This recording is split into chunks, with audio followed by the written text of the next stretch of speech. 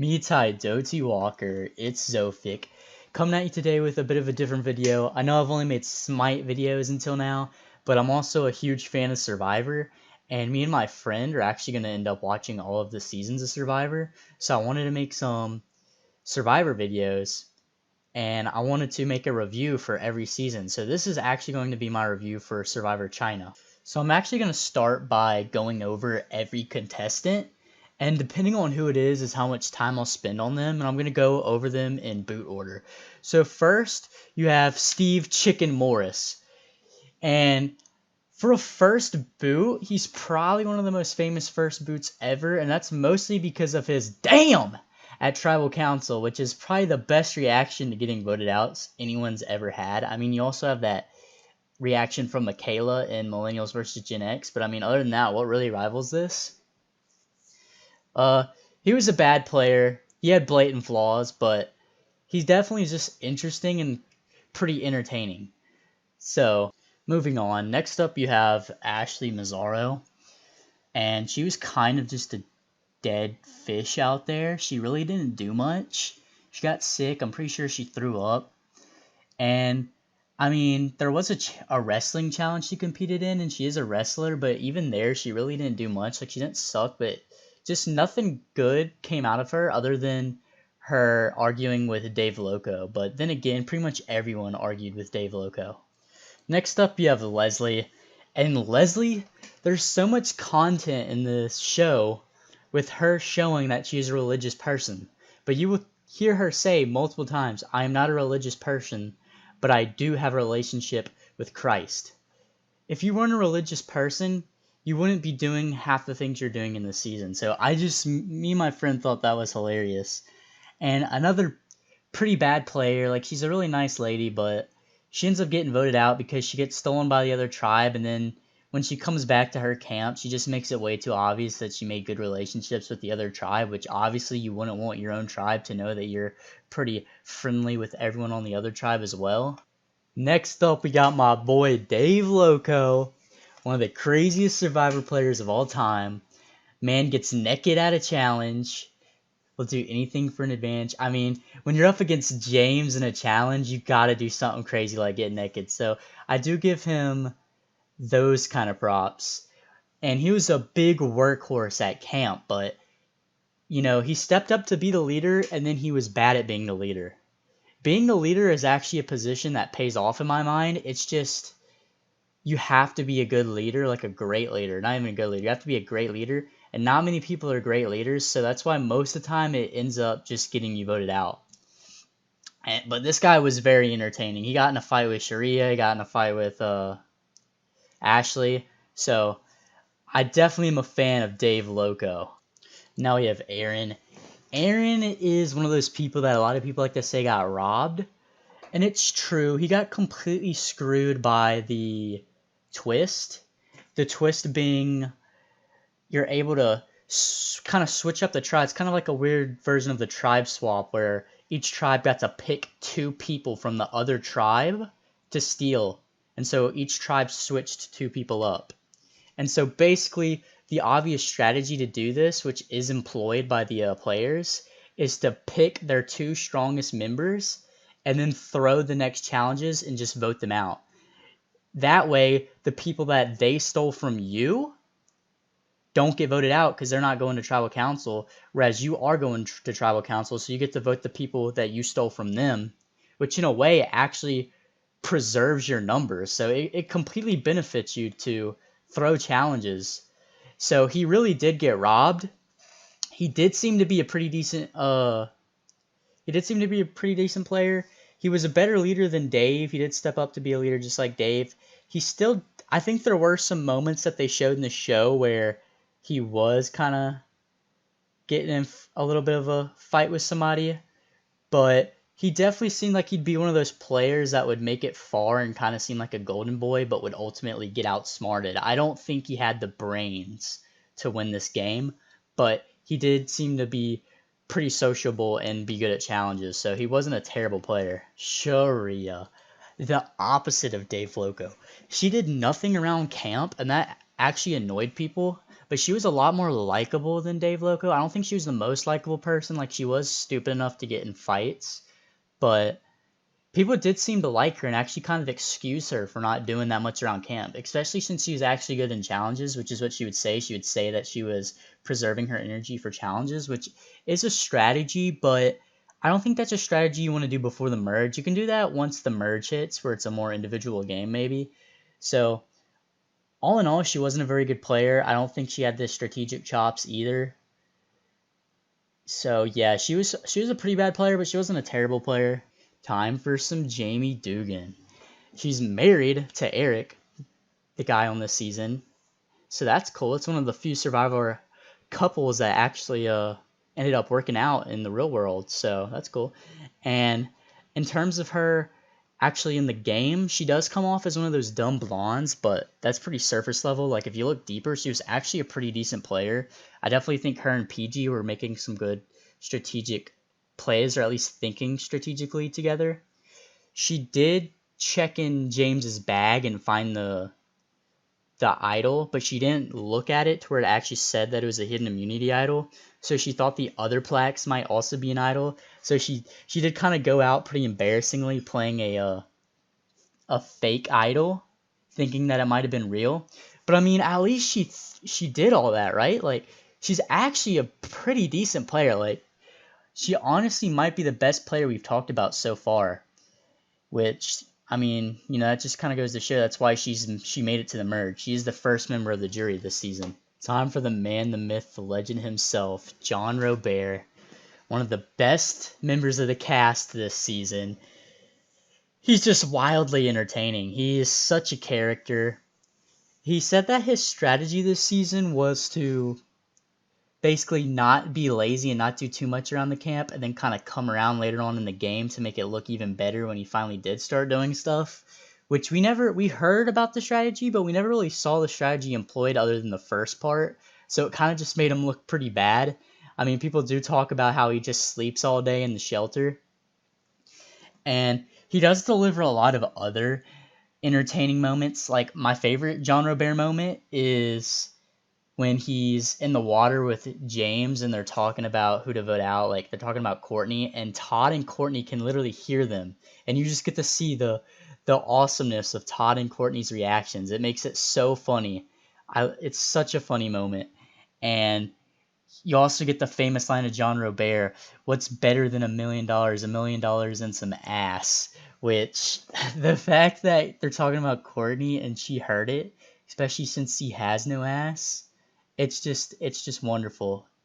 And you could tell, like, if you watch it, you could tell James was so uncomfortable. Like, James just wanted John Robert to shut up. And, you know, John Robert did do a lot of weird things. Like, he kept trying to cuddle up with women in the shelter and just saying a lot of comments like that comment about Courtney's ass, which, you know, season 39 happened recently, and I just have to think, like, how would that even fly nowadays? I mean, I definitely don't think he did too much harm, but I do think that would have been made a bigger deal and looked less as funny and more as something that's very inappropriate if it happens nowadays. But if I have to be honest with John Robert as a player, he wasn't terrible, but he was kind of bad. Frosty, honestly, he was pretty boring this season. The most interesting thing about him is probably his name. He has a cool name. But, I mean, other than that, we know he does parkour. And he's a young guy. Him and Courtney had a little bit of a flirtmance, which was really awkward and cringy, if I'm being honest. But he does seem like a nice dude. Like, he comes off likable, and that's good, because if he didn't come off likable, he would have just seemed like terrible casting. He does see Todd find the idol, and Todd's like, "If I can't trust you, I will kill you." So he does bring that good Todd moment. But as a player, he kind of tried to be like the swing vote, and like he definitely had strategic chops. Like he talks to the camera about some of his strategic moves that he does. So he's definitely like actually a pretty decent player. But strategically, he's not a mastermind. Challenge-wise, he's not amazing. Social game, he's also not amazing. So he's definitely one of the best players, maybe the best player we've talked about so far. He's just a really boring player, in my opinion. The big man, James himself. maybe the biggest and strongest person to ever play Survivor out of like all 40 seasons. So I mean that's something to say. I mean there has been people bigger than him, but I don't know if they also were like built muscularly like he was. You know, I mean there's literally shots of him pushing trees down and by himself. So there's that. Now, in terms of player, he's not a good player, obviously. He only had 3 more chances to use his 2 idols that he got from Todd. One of the only people to ever have 2 idols, and one of the only 2 people to get voted out with both idols in his pocket, him and Kelly from season 39. So that just puts him in a league of his own stupidity, especially like I said, he only had 3 chances to use it, and he was pretty decent. He was pretty good at challenges, so he literally could have played it and then won the next challenge and then played his other one. But he was way too trusting in his alliance, and I think that's definitely James's downside, is that he doesn't like strategy. He likes to get in an alliance and just be like, don't bite the apple. He's always doing that analogy with Adam and Eve in the garden wanting to frolic naked and not bite the apple, which means don't turn on each other and just go to the end like how planned, which that makes him a good ally but not a good player, because then you literally you're like, okay, I'll just have you. You'll probably be a pretty decent target in my alliance, and then I'll just turn on you whenever I want and never have to worry about you turning on me. So he's not a good player at all. And I know some people that haven't watched China recently might be thinking, why is James one of them? Like, why do people love James? I mean, he's literally kind of a douche head in Survivor Heroes versus Villains, and he's not that cool in Micronesia. But if you go back to China, it's true. He has to be one of the most lovable characters of all time. His laugh is contagious. He has so many funny moments. He's just amazing in Survivor China, and it really makes me wonder what happened to this man. He got so cranky as the seasons went on. So here we have Eric, the guy who's married to Jamie that we already talked about. He's also a pretty boring player. The most interesting he does is the fact that he can sound exactly like a goat. Like when they're on that reward on the boat, this man does the best goat impression I've ever heard. He sounds exactly like a goat. And, I mean, other than that, what does he really do? Strategically, he's not completely stupid. We do see him trying to wheel and deal a little bit. But, I mean, when you're in the Minority Alliance, there really isn't much you can do unless you're just a genius. So, yeah. And I feel like kind of the reason why he gets to be brought so far, like they vote out Frosty before him, is because yeah, everyone likes Eric. He's probably one of the most likable people to ever play the show. But Frosty and Courtney were literally flirting together. Like they wanted to keep Courtney because she's their ally, but they wanted to weaken her, so they vote out Frosty before her or before him. And then they also vote out Jamie before him, his girlfriend. So that just shows to me that they really think that these other players that have already been voted out are just a bigger threat than him, and that's why he got further, not because of his actual gameplay. Got PG. I think PG is one of those people you either love her or you hate her. A lot of people have a crush on her. I can see it. I don't really have a crush on her, but I can see why you would. And she's actually a pretty good player this season. I mean, when she comes back in second chances, she really doesn't do anything, but in this season, you can see why she got brought back, because she's the best player in the Minority Alliance, and she makes it the furthest, which is nice. She is the person who comes up with the idea to pick the 2 strongest players on the other tribe and then throw the challenges to vote them out, which is a great move. I mean, when you think about it, it's obvious, but you can bet your butt not everyone would have thought of that. So that's amazing for her.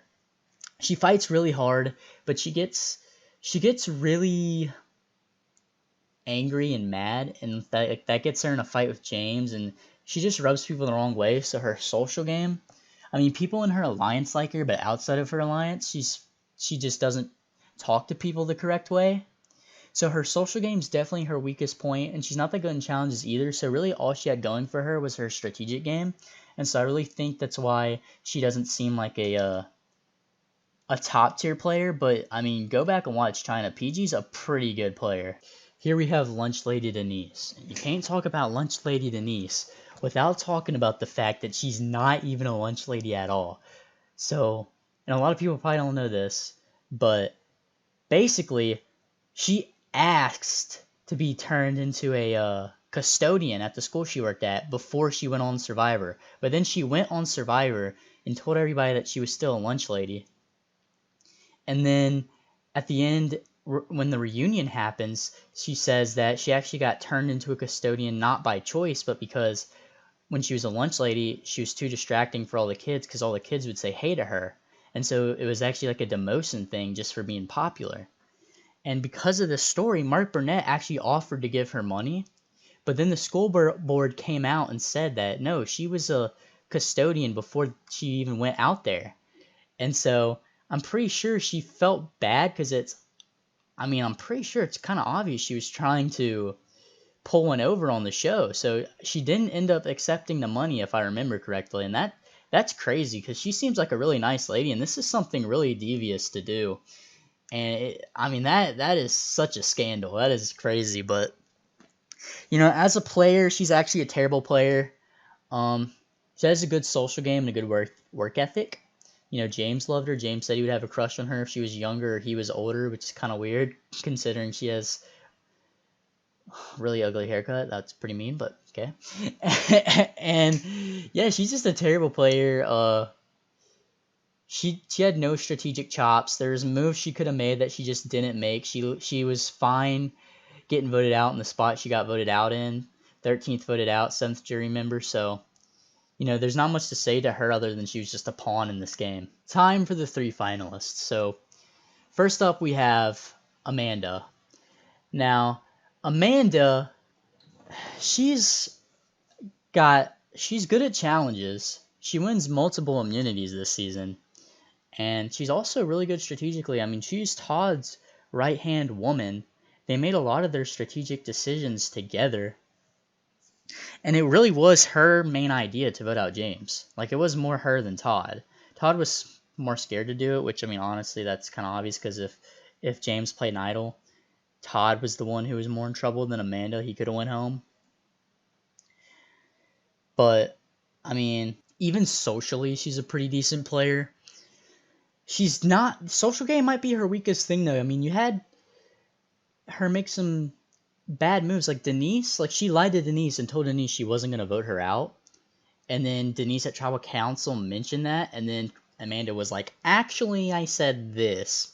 And then you have the thing where Todd makes that face. And Amanda gets mad because she thinks Todd was, sabotaging her game when Todd's really just playing the game. Y'all are getting down to the end. It's Final Four. Of course Todd's going to do something like that. So, and then she doesn't get Denise's vote, and that really pisses Denise off that she lied to her, and that was the most pointless lie of all time. That lie literally made no sense. So, she does make some pretty bad moves as well, but I do attribute the fact that she only got 1 vote and even loses out to Courtney is the fact that her final tribal was terrible. She's one of the worst final tribal people of all time. Because, there's people that have worse final tribals, but usually the people that have a worse final tribal than Amanda just played way worse than Amanda did. But Amanda actually plays a pretty decent game, and she just doesn't know how to articulate her strategy very well. And that's honestly a big part. That's the biggest weakness of her game.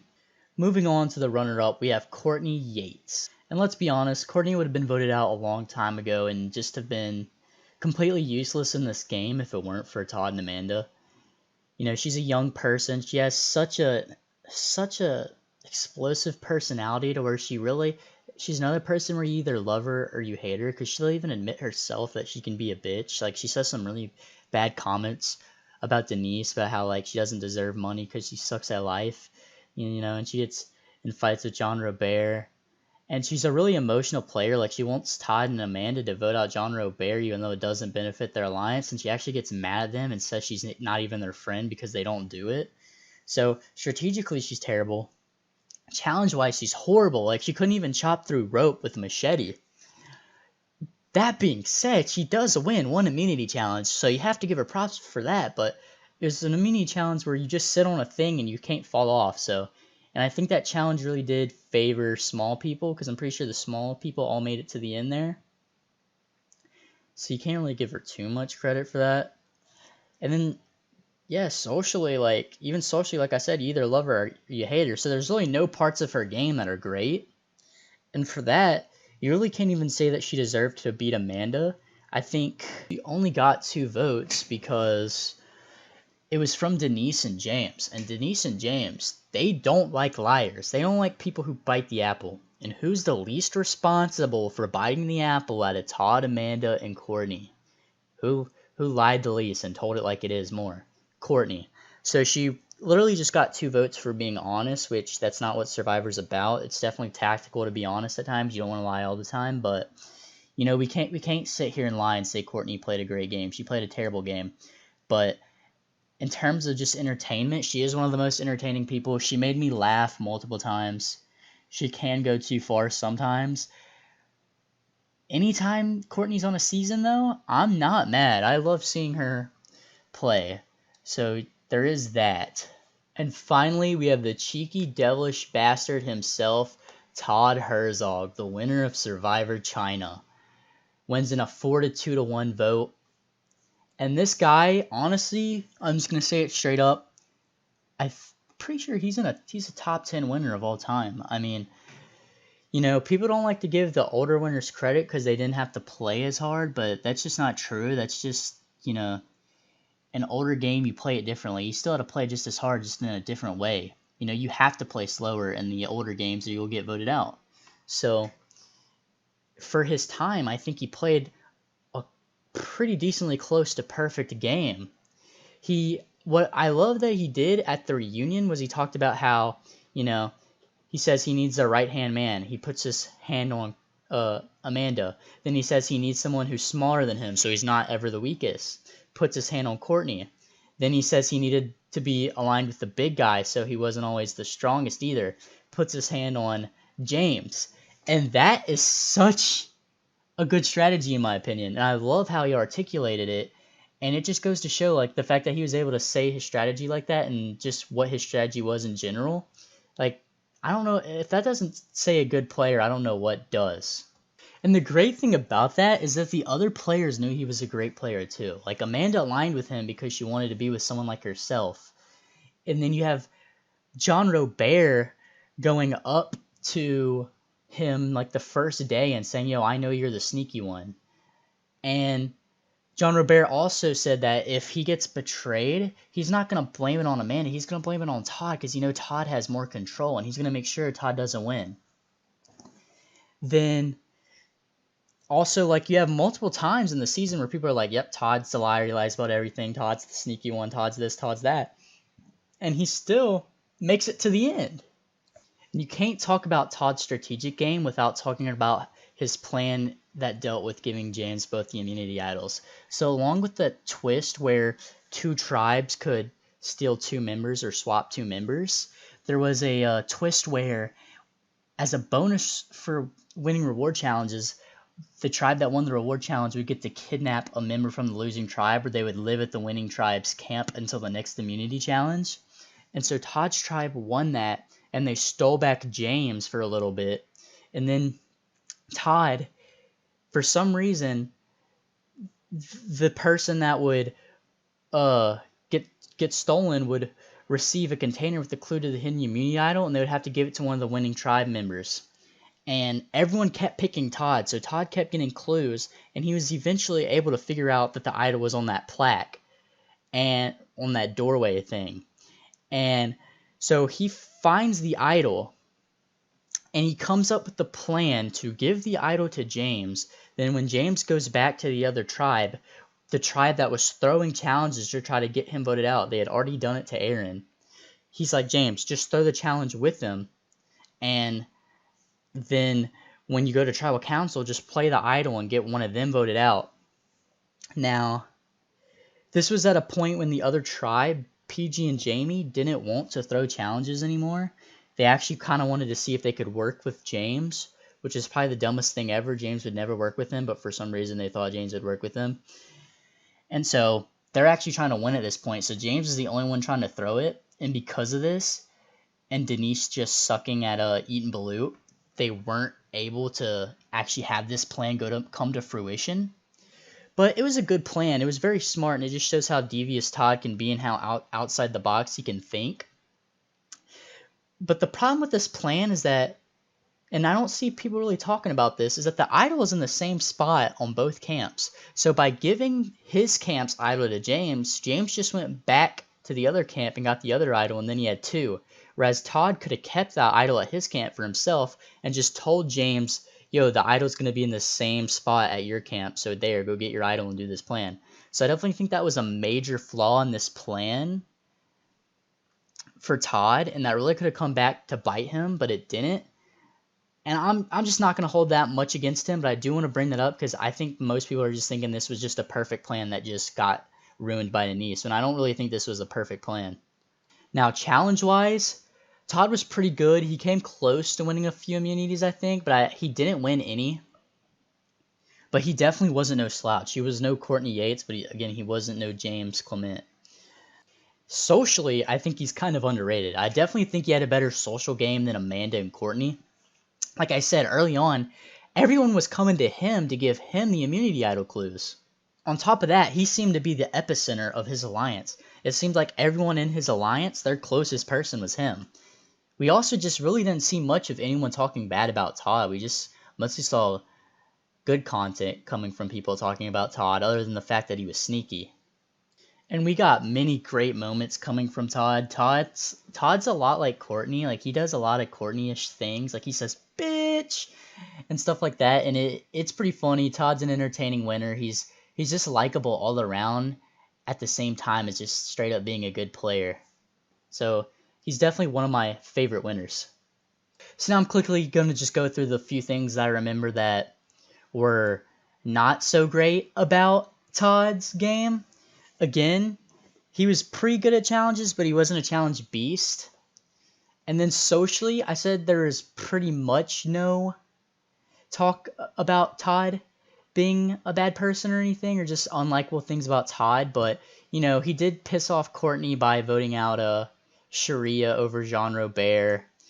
People did know that he was the sneaky one, which you don't really want to be known as the sneaky one, but if you are going to be known as the sneaky one, it's cool that people for some reason still didn't want to vote you out, almost as if people were afraid of you. And for his strategic game, the only major blunder that I remember was that thing with the two idols, how he totally could have had one for himself. But other than that, I feel like he played the game strategically well. I mean, he voted out all the right people at all the right times, in my opinion, and he aligned with the best possible people he could have aligned with. And finally, for his final tribal council, I'm pretty sure it's known in the community that Todd has one of the best final tribal councils in the history of Survivor. He knew he was perceived as the biggest liar, and he was able to basically pardon himself. He was basically able to justify his actions, saying that, no, all these friendships were real, but, you know, I'm separating game from real life. I mean, he answered all of the jury's questions pretty well without seeming overly apologetic for his actions. Like, he did show that, you know, he knew what he did, how it could hurt people's feelings, but he knew that he had to do those things to win the game, to get where he was. And obviously you have to talk about the Jean Robert question at Final Tribal, where Jean Robert asks him, you know, why did you blindside me when I wasn't the biggest threat? James was still in the game. And Todd basically tells that when you approached me about blindsiding James, I realized that you were starting to put ideas in people's heads, which is what Todd says he wanted his job to be. So he basically turns it around and is like, no, Jean Robert, I started to feel threatened that you were able to come up with all these good ideas. And you might not have been the biggest threat in general, but to me, you were the biggest threat to me in this game. And by doing that, he's basically able to stroke Jean Robert's ego, which is he perceived, or he was able to tell that Jean Robert is one of those people that likes his ego stroked. And he actually leaves Jean Robert speechless. And it gets a big reaction out of the jury where James is like, yo, someone was finally able to shut this man up. I've never seen someone be able to shut this man up. And being able to create a moment like that just shows how good of a talker you are. And that was that's the biggest way people underestimated Todd in this game, in my opinion. Everyone knew he was a sneaky strategic player, but not as many people knew that he was such a good talker. He was the best talker there. He's so much better than Amanda. He makes Amanda look like a little puppy dog with how bad she was at talking. And that is such an important and underrated aspect of this game. You have to be able to articulate your game and answer people's questions satisfactorily at the Final Tribal Council. Anyways, I kind of want to move into my final few talking points about Survivor China now. Um, Todd at the family visit, his sister comes and tells him that, his other sister had a miscarriage, and it's a big dramatic moment at the family visit, and it just seems like a Johnny Fairplay type of move, and so a lot of people don't believe him and just think he's pulling a fair play, especially Courtney, which brings on my favorite Courtney moment where Courtney's like acting like Todd, being super dramatic about how, oh, my sister, she had a miscarriage. That is my favorite Courtney moment. So, just like that, that's one of my favorite moments in the entire show, and I think that's an underrated moment of the season. Already talked about the John Robert and James in the water moment. That's one of my favorite moments. Already talked about the chicken saying damn. That's probably my top 3 moments of the season. Now for the overview of this season, I'd like to say that there's actually good amounts of gameplay this season for an older season. Like, for an older season, this is one of the better gameplay seasons. Like, just look at one season back, we have Fiji. Fiji had so many more people that just didn't know what they were doing strategically, or at least didn't try, compared to this season. So I do think that's a really good, or a really big reason why this season is looked upon so fondly, because it actually does have more gameplay than the average older season. And on top of that, great cast. Top 15 best cast in the history of the show. And obviously, that's what makes the show. Like, the number one reason why a season is good would be the cast. The cast is the most important part of a season, and this season delivers on the cast. A bunch of people that make it to the end are the biggest characters in the seasons. You have Courtney, you have Todd, you have James, you have Amanda, you have PG. And then earlier on, you even have good characters with Dave Loco, and also, honestly, Chicken, who's the first boot. But for my final points, the theme of this season, the location, China, the theme, like all the little things at Tribal Council, the way Tribal Council looks, just, the plaques and everything about the season is just, it goes together so well with the location. The challenges, there's a challenge where they wear Chinese warrior armor. There's a challenge where they throw throwing stars. Like, the challenges in this season are awesome. There's a couple physical ones. Physical challenges are my favorite challenges. Every challenge, like, even the most boring of episodes weren't that boring because I looked forward to seeing every challenge. An amazing challenge season. So if you're someone who challenges is like your favorite part of Survivor, then this season's a good season for you. But back to the theme and location. The theme of the season just meshes perfectly with the location, and it just creates an amazing atmosphere that I think is super underrated. Like, when you think of a good Survivor season, you don't really think about the location being such an important part. But there's a few seasons like this in Pearl Islands where that's super important and a big reason why this season is an amazing season. All in all, the challenges, the twists, the casts, the theme, they all worked great and were great this season. So I'm going to have to give this season an 8.5 out of 10. I hope you guys enjoyed this video. I've been rambling on for long enough. That's it for me, Zofik signing out.